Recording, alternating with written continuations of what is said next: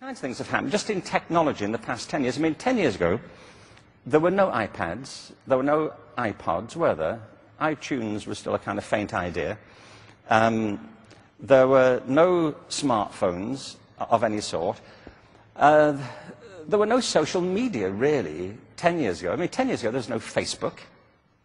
There was no Twitter. I mean, 10 years ago, people didn't tweet, did they? I mean, if they did, they were discouraged, weren't they? People would say, what was that? Do you mind not doing that? And if you have to do it outdoors. We're trying to eat in here. You know, humanity is essentially based on the principle of diversity. We are hugely different in our talents, our passions, our interests, our motivations, and our aspirations. And it's why human culture is as vital, various, and diverse as it is, because it springs from this fountain of diversity within all of us. Obviously, there are lots of things in common. The irony is that our education systems are predicated on compliance and conformity, not on creativity and diversity. And there's another problem with the system, which is based on linearity. When our lives are not linear, they are organic. Now, I believe that there are opportunities now, as Holly has pointed out, with the new technologies as well, not only, but including new technologies, to do exactly what the Secretary is arguing for, which is to personalise education to every student in the system. And sometimes I hear people say, well, you can't personalise it to everybody, we can't afford that. And my answer is, we can't afford not to. Look at the cost of the current system. You know, 1 in 3 kids who do not make it from the 9th grade to the 12th grade. That's a catastrophe on anybody's reckoning. And at that point, you can't blame the kids. You know, if any business were losing 1/3 of its customers every year, if 1/3 of the planes that were manufactured dropped out the air, you know, if 1/3 of your doctor's patients died, you think, well, is it me? You know, am I doing something wrong, or could the system be improved? And I don't blame teachers, I don't blame superintendents. It's a systemic culture that has to shift.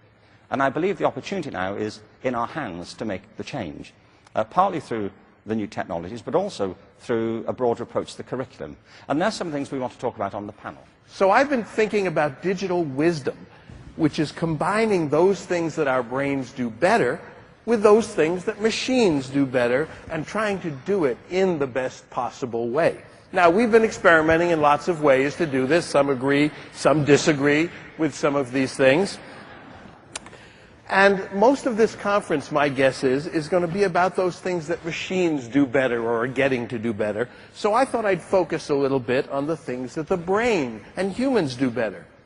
And what are those two things for teachers and students that the human, I think for the foreseeable future, will do better? For teachers, it's providing empathy. It's understanding the kid, putting your hands on his shoulder, knowing how to help him or her know where to go.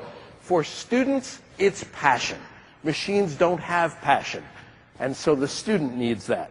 So let's dig a little deeper into the slogans that we've been hearing. When we see, for example, expanding student horizons, I agree, but let's ask, why do we want to expand them? Not just because they're bigger. My view is so that the students can find their passion. They can see a wider place to look. When we see things like encouraging students' passion to achieve, we have to think, well, do we mean that achievement is everything and passion is kind of down there? Or do we mean, in my view, that passion is what we have to do first, and that's what's going to lead us to achievement? When we see developing students' passion to learn, do we mean learn about everything? And if that's our expectation, we're, of course, never going to get there. So I think it's really about teaching them to learn about whatever it is they are passionate about and to find things to be passionate about.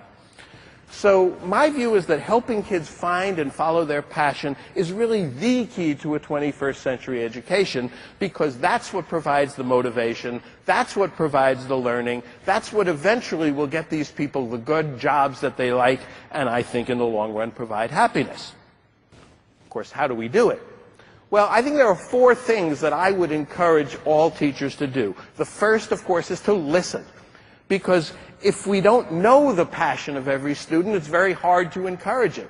And when I listen, I find that the passions are all over the place. So we really have to listen and ask about that.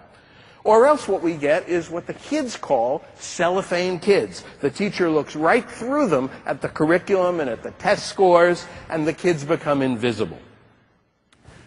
Second thing, respect. Today we have mutual disrespect. And I've been talking for a decade now about natives and immigrants, and one thing that's led to, of course, is lots of divisions and even wars that people fight over this stuff.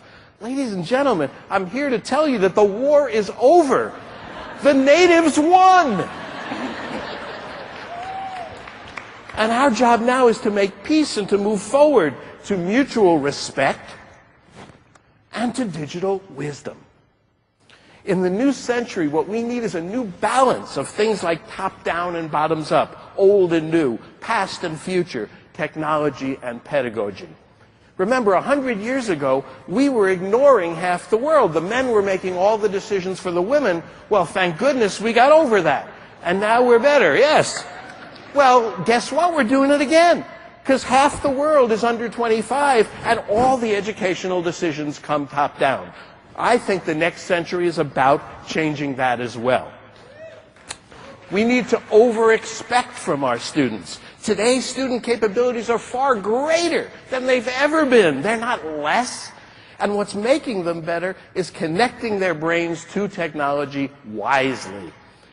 And lastly, and this is so important, we have to empower all teachers to dare to do what they know is right. Because my experience is teachers know what they want to do and what the kids need, but somehow somebody has convinced them that their job is just to cover the curriculum. Not. It's to bring our kids into the future equipped with the skills that will allow them to function and thrive in the 21st century. Now, that's scary, and they have to feel the fear. We all feel the fear, but they have to do it anyway. And the thing that's so important about that statement is that that's the definition of courage. So today's educators have to be courageous and daring, because things are changing so quickly that even with technology, things that may have been great yesterday or even today, and since we're in California, I'll show you this, grow old really quickly.